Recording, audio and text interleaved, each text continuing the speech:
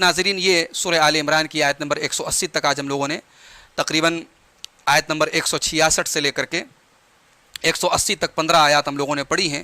آئیے دیکھتے ہیں ان آیات میں اہم پوائنٹس ہم نے کیا سیکھے ہیں۔ سب سے پہلی چیز ہم نے یہ سیکھی کہ جو مصیبتیں آتی ہیں، جو ہماری زندگی میں پریشانیاں آتی ہیں، وہ عموماً ہماری غلطیوں، کوتاہیوں اور ہمارے گناہوں کا نتیجہ اور رزلٹ ہوتی ہیں۔ دوسری بات یہ معلوم ہوئی کہ دنیا میں ہونے والا ہر واقعہ اللہ تبارک و تعالیٰ کو پہلے سے معلوم ہے، اور دنیا میں ایک پتا بھی اللہ تبارک و تعالیٰ کی مشیت کے بغیر نہیں ہلتا، اس کی اجازت کے بغیر نہیں ہلتا۔ تیسری چیز یہ معلوم ہوئی کہ الحذر لا يدفع القدر، احتیاط اور بچاؤ یہ تقدیر کو نہیں ٹالتا ہے۔ اللہ تعالیٰ نے منافقین سے فرمایا کہ تم اپنی موت کو ٹال کر کے دکھاؤ اگر تم سچے ہو، یعنی موت سے بچنے کا آدمی ہزار راستہ اپنا لے لیکن تقدیر سے بھاگ نہیں سکتا۔ موت کا جس دن وقت مقرر ہے اس دن موت آئے گی۔ تو ہمیں دنیا کے اسباب اختیار کرنے ہیں، بچاؤ اختیار کرنے ہیں، مگر ہمیں یہ عقیدہ بھی رکھنا چاہیے کہ تقدیر سے ہمارا بچاؤ ہمیں بچا نہیں سکتا۔ ایک چیز یہ معلوم ہوئی کہ شہداء کو ایک خاص قسم کی زندگی حاصل ہے برزخ میں، لیکن اس زندگی کا ہم شعور نہیں رکھتے، اس زندگی کا ہمیں احساس اور ادراک نہیں ہے۔ ایک چیز یہ معلوم ہوئی کہ شہداء اپنے مومن بھائیوں کے بارے میں جو دنیا میں جن کو وہ چھوڑ کے گئے ایمان اور جہاد کی راہ میں، ان کے بارے میں وہ خوش ہوتے ہیں کہ یہ ہمارے راستے پر چل رہے ہیں، تو کل انشاءاللہ جو نعمتیں ہم کو مل رہی ہیں ان کو بھی مل گی، تو یہ سوچ کر کے وہ شہداء اللہ کے یہاں خوش ہوتے رہتے ہیں۔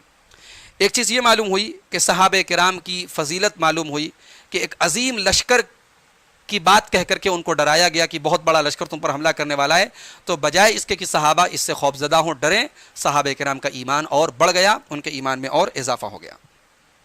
ایک بات یہ پتہ چلی کہ شیطان اپنے اولیاء کو، اپنے دوستوں کو، اپنے چیلوں کو ڈراتا ہے، اور اہل ایمان جو ہوتے ہیں وہ صرف اللہ تعالیٰ سے ڈرتے ہیں۔ ایک چیز یہ معلوم ہوئی کہ کسی کافر کے کفر کی وجہ سے اور کسی فاسق کے فسق کی وجہ سے غمگین نہیں ہونا چاہیے۔ کوئی کافر اگر کافر ہے، کوئی فاسق اگر فاسق ہے، تو اس کا انجام وہ خود بھگتے گا، اللہ تبارک و تعالیٰ کا وہ کچھ بگاڑ نہیں سکتا ہے۔ ایک چیز یہ پتہ چلی کہ اللہ تبارک و تعالیٰ اگر کسی کو ڈھیل دے، مہلت دے، برائیوں کے باوجود اس کو عطا کر رہا ہے، نواز رہا ہے، تو اس کو دھوکے میں نہیں رہنا چاہیے۔ اللہ تعالیٰ کی پکڑ بڑی سخت ہوتی ہے۔ اللہ تعالیٰ کبھی کبھی اس لیے بھی ڈھیل دیتا ہے تاکہ آدمی کی سرکشی اور گناہ میں اور اضافہ ہو، تاکہ اور برے انجام تک وہ پہنچے۔ ایک چیز یہ پتہ چلی کہ اللہ تبارک و تعالیٰ اپنی شریعت کے احکام کا پابند اسی لیے بناتا ہے اور تکلیفیں انسانوں کے اوپر اسی لیے اللہ تعالیٰ ڈالتا ہے تاکہ مومن اور منافق کو الگ الگ کر دے، سچے اور جھوٹے کو الگ الگ کر دے۔ ایک چیز یہ پتہ چلی کہ بخل کرنے والا، اپنے مال میں جو ضروری حق ہے وہ نہ دینے والا، اپنا نقصان کر رہا ہے۔ وہ یہ سمجھ رہا ہے کہ میں مال بچا رہا ہوں، تو بچا نہیں رہا، تو اپنے لیے اور گڈھا کھود رہا ہے۔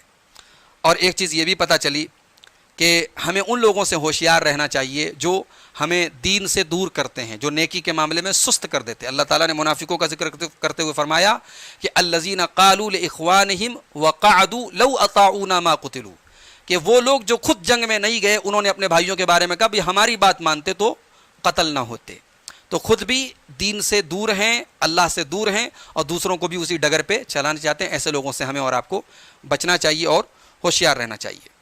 اللہ تعالیٰ سے دعا ہے رب العالمین قرآن کریم کی ان آیات کو ہمیں سمجھنے کی اور ان پر عمل کرنے کی توفیق عطا فرمائے، آمین۔